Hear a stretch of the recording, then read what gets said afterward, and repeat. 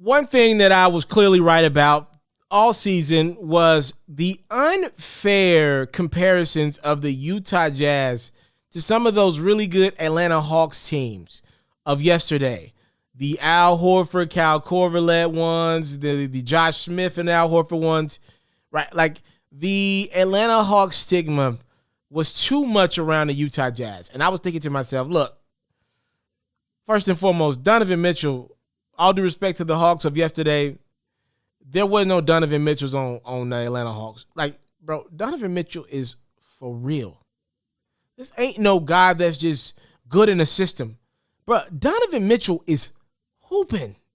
Like, can we get that understood? Like, this dude is for real.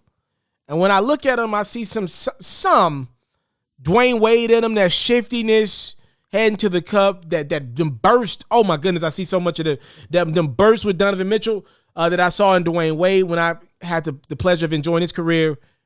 But it's the differences too now. Mitchell ain't just a full-on Dwayne Wade verbatim comparison. He can knock down that three-point shot. He'll take it. Obviously, I think a lot of that is just what the game is today versus where it was when Dwayne Wade was playing, who ironically part owner of the Utah Jazz now. So you see him and D. Mitch talking a lot. But Donovan Mitchell is for real, bro. This is a legitimate one. He's a one.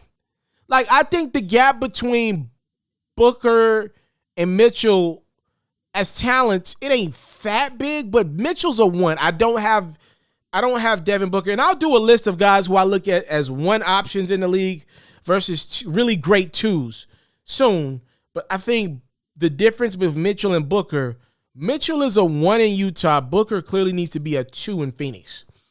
And when I look at that Utah team, I'm thinking to myself, I know the market is a little, people don't like Utah. People don't visit Utah, all that stuff. But the Jazz are likely going to make it to the NBA Finals. I am looking forward to a Utah-Phoenix series. And if the Utah Jazz are able to take care of business with the Clippers and get to the conference finals and take on the Suns, if the Suns finish their business up with Denver, I think Phoenix got their hands full. Donovan Mitchell is a handful right now. And I just pray that brother doesn't have any significant injuries in his career, because we ain't seen the best out of him yet. We ain't seen the best out of Mitchell yet. And we got to start entering his name in these young stars.